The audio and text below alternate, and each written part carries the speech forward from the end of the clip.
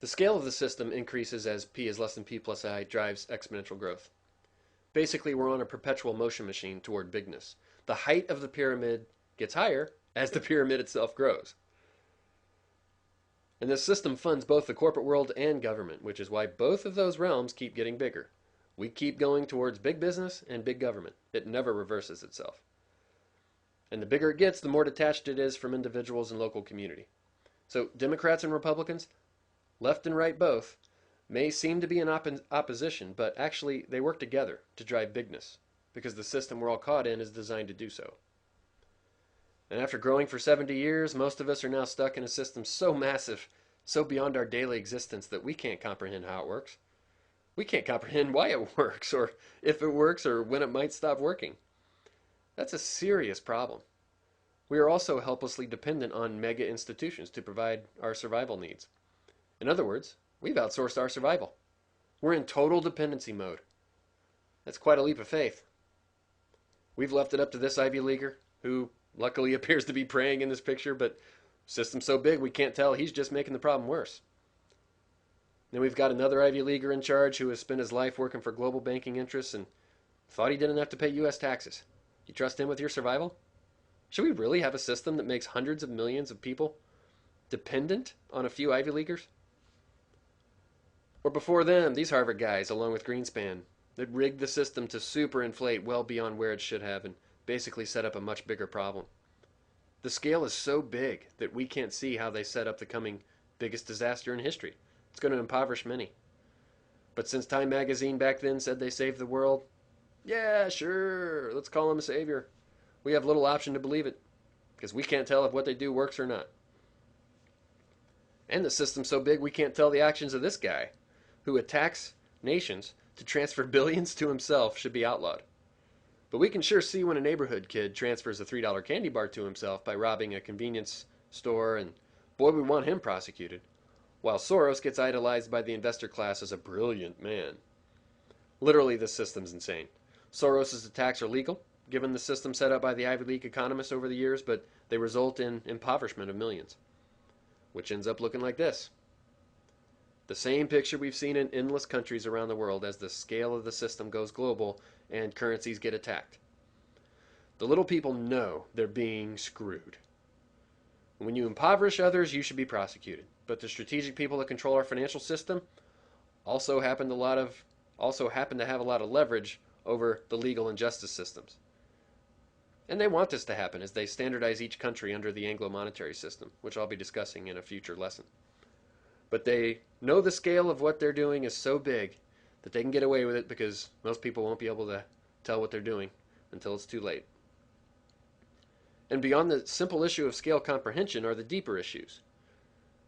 Like, this debt-based monetary system has grown so big that it has crowded out everything else to the point where we've lost the sense of meaning because everything has been monetized.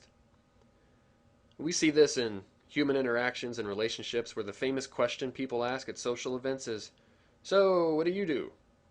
Because what you do to earn bank credit is pretty much what defines you in this system. And a child's dream about her future is couched in terms of which job she's going to pick, what career she'll have. And it's still just a job no matter how well it's marketed to the bourgeois class. Even religious and spiritual aspects of life have been monetized. My last CEO, one of the big famous heroes of Silicon Valley, wrote a book about sabbatical, i.e., Sabbath, and claimed its purpose is to give you time to figure out your next entrepreneurial plan to make money. And I mean, the guy believes it. You know, like visions of future wealth is what life is all about. And he's basically a preacher as thousands of people buy the book thinking it's the answer to their prayers. It's what they've been looking for.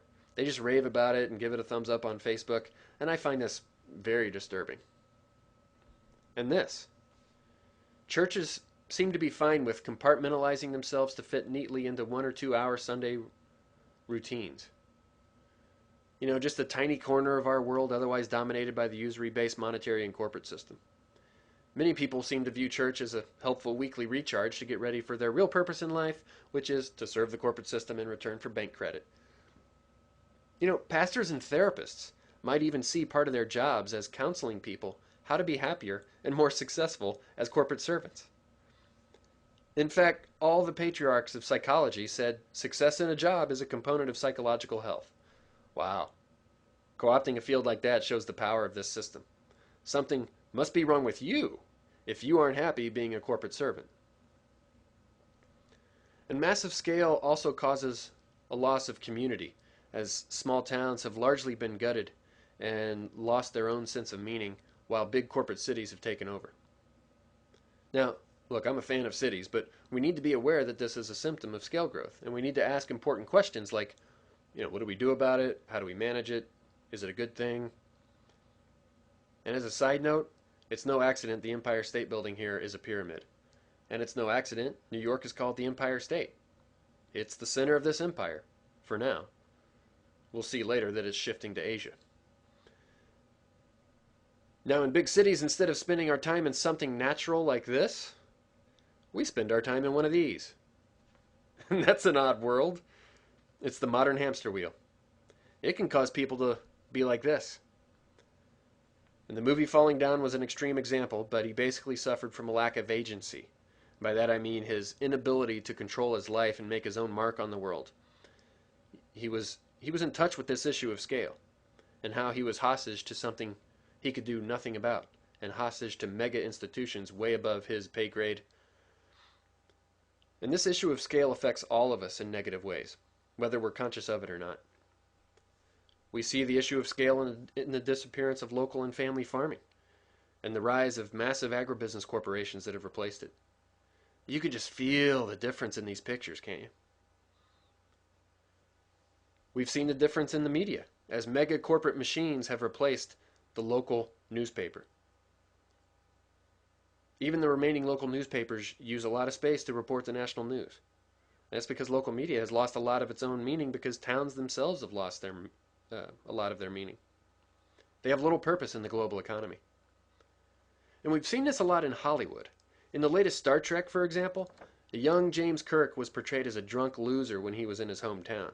He was called the, quote, townie, like making fun of people who want to stay connected to roots, to local community and friends and family. But then he was portrayed as a hero once he put on a weird uniform and started killing people for a living.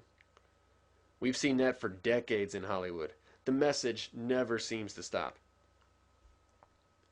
But instead of listening to Hollywood, I hope the voice of someone like Wendell Berry starts being heard. Like him, I don't see how life continues, at least in a sane way, as local communities die. Well, that was a lot on scale, but it's a really important issue, and it's another key flaw of neoclassical economics. The profession ignores it. Completely. They have a Pavlovian resistance to seeing growth as anything other than glorious. They literally think it's where salvation is found. And since they're the high priests, their natural bias is to keep reinforcing such fantasies, because there's nothing like a little grandiosity to feed the ego of an academic overachiever. And they have no way of measuring negative impact on the human heart and local community. And that's really unfortunate because the scale of the system has been destroying them for decades.